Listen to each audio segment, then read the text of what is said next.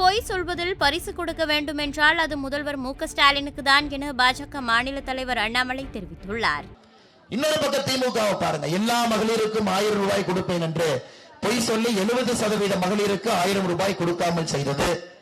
நாங்கள் ஆட்சிக்கு வந்தால் நெல்லினுடைய குறைந்தபட்ச ஆதரவு விலை உயர்த்துவோம் என்று சொல்லி விவசாயிகளை ஏமாற்றியது.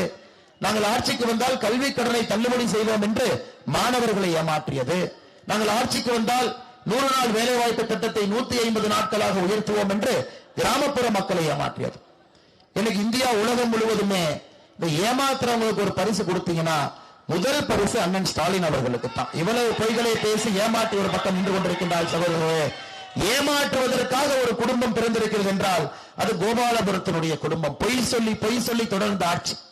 இன்னைக்கு பாருங்க, இதையே 2024 தேர்தல் அறிக்கையில் அப்படியே மாத்தி நாங்க வந்தா பெட்ரோல் டீசல் விலையை குறைப்போம். ஏற்கனவே அவர்கள் சொன்னது 5 ரூபாய் 4 ரூபாய் குறைப்போம் என்று. ஆனா எதுவுமே சொல்லாம பாரத பிரதமர் நரேந்திர மோடி அவர்கள் பெட்ரோல் டீசல் விலையை குறைத்துக் கொண்டிருக்கிறார்.